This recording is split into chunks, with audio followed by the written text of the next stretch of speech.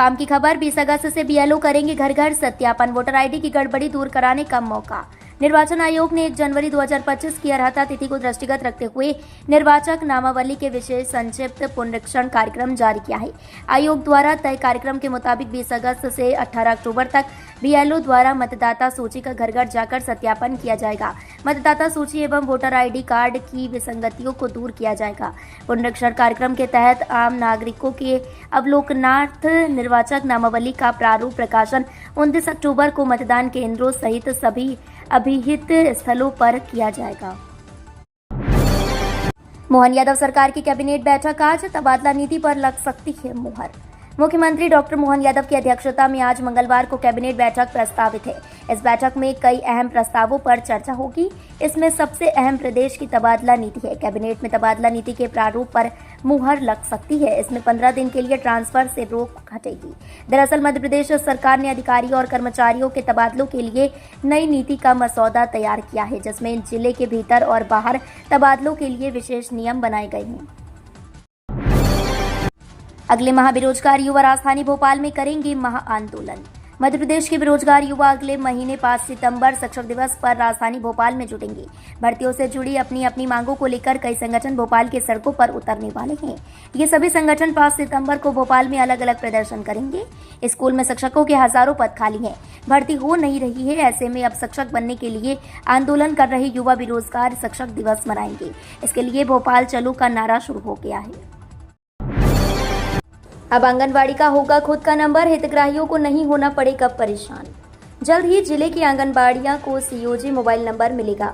भले ही आंगनबाड़ी कार्यकर्ता बदल जाएं, लेकिन आंगनबाड़ी का नंबर वही रहेगा।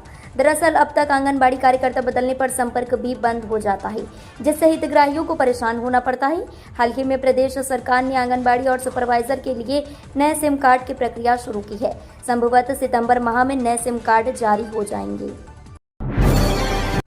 विसरा के 22,000 सैंपलों की जांच अटकी। सितंबर से रीवा व रतलाम में शुरू होगी लैब। प्रदेश भर में विसरा के लगभग 22,000 सैंपल जांच के लिए यहां वहां रखे हुए हैं। अब इन सैंपलों की जांच में गति लाने के लिए सितंबर से रीवा और रतलाम में बनाई जा रही फॉरेंसिक साइंस लैब प्रारंभ करने की तैयारी है। फॉरेंसिक की बाकी जांचें इन लैब में 1 अक्टूबर से शुरू की जाएगी।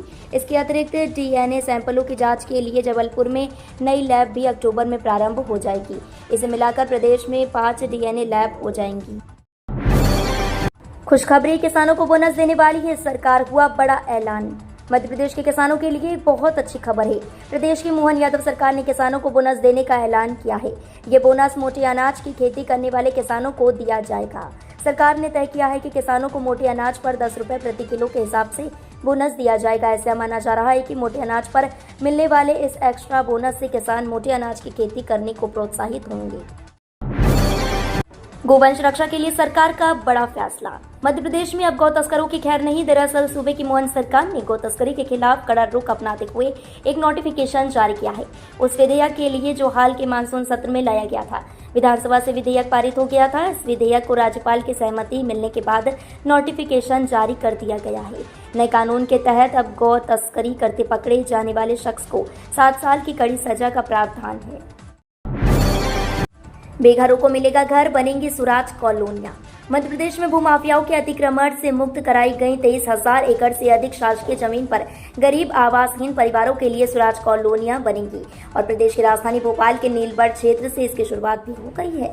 भूमाफियाओं के अतिक्रमण से मुक्त कराई गई यह भूमि 15,000 करोड़ रुपए से ज्यादा मूल्य की है। यह जानकारी मध्य प्रदेश जनसंपर्क विभाग ने दी है। जानकारी के अनुसार भूमाफियाओं के मध्य प्रदेश के खिलाफ मध्य प्रदेश में मुख्यमंत्री शिवराज सिंह चौहान के निर्देश पर सभी कड़ी कार्रवाई की जा रही है।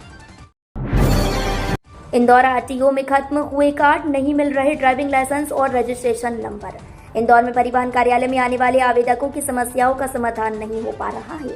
सालों बाद भी कार्ड की परेशानी को परिवहन विभाग खत्म नहीं कर पाया है, इसलिए आवेदकों को परेशान होना पड़ रहा है। पिछले 15 दिन से खाली कार्ड खत्म हो चुके हैं। इस वजह से हजारों आवेदकों को रजिस्ट्रेशन और ड्राइविंग कार्ड नहीं मिल पा रहे हैं। परेशान आवेदक कार्ड के लिए चक्कर लगा रहे हैं। 8,000 से अधिक आवेदकों को कार्ड का इंतजार है। आईएमडी का सबसे खतरनाक अलर्ट, 5 जिलों में भारी बारिश की चेतावनी।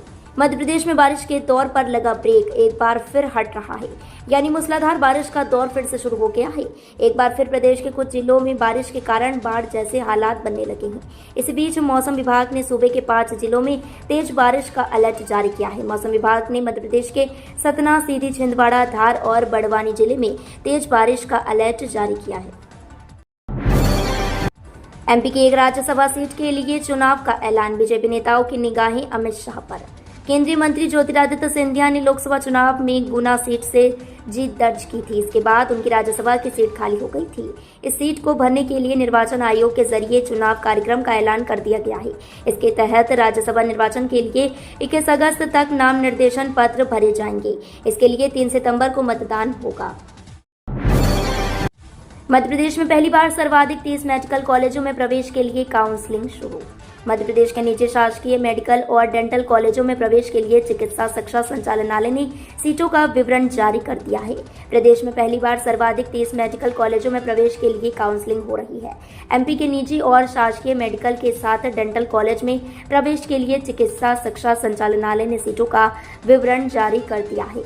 इस साल 1 निजी और 3 शासकीय मेडिकल कॉलेज में इजाफा हुआ है। 13 निजी मेडिकल कॉलेज में एमबीबीएस की 2450 सीट हैं। विजयपुर उपचुनाव में आदिवासी पर दांव लगा सकती है कांग्रेस। प्रदेश में विधानसभा की 2 रिक्त सीटों बुधनी और विजयपुर के लिए नवंबर-दिसंबर में उपचुनाव हो सकते हैं। भाजपा और कांग्रेस ने इसकी तैयारियां प्रारंभ कर दी हैं। विजयपुर विधानसभा क्षेत्र से कांग्रेस अभी तक ओबीसी वर्ग के रामनिवास रावत पर दांव लगाती रही है। वह वर्ष 2023 में 6वीं बार विधायक बने थे, पर अब भाजपा सरकार में वन मंत्री हैं। उनका चुनाव लड़ना तय माना जा रहा है। इधर कांग्रेस अब आदिवासी समाज पर दांव लगा सकती है। यहाँ सहरिया आदिवासी बड़ी संख्या में है। मुख्यमंत्री डॉक्टर मोहन यादव ने उज्जैन में किया धर्मस्व विभाग के राज्य कार्यालय का उद्घाटन। मध्य प्रदेश के मुख्यमंत्री डॉक्टर मोहन यादव ने आज उज्जैन स्मार्ट सिटी लिमिटेड के भवन में खुले धर्मस्व विभाग के राज्य कार्यालय का उद्घाटन किया। मुख्यमंत्री डॉक्टर मोहन यादव आज शाम भगवान महाकाल की परंपरागत 5वीं सवारी में सम्मिलित होंगे। इस बार मुख्यमंत्री पूरे 1.5 महीने बाद अपने गृह नगर उज्जैन आए हैं। पिछली बार वे 6 जुलाई को नगर निगम की कपिला गौशाला में रखे गौ संवर्धन कार्यक्रम में आए थे। इस योजना में मजदूरों को हर महीने सरकार देगी 3000 की पेंशन। भारत सरकार अपने देश के नागरिकों के लिए बहुत सारी हितकारी योजनाएं चलाती है, जिसका अलग अलग तबकों के लोगों को फायदा मिलता है। बहुत से ऐसे लोग हैं जो अपने काम करते वक्त ही, यानी नौकरी की या बिजनेस के समय ही अपने रिटायरमेंट प्लान कर लेते हैं।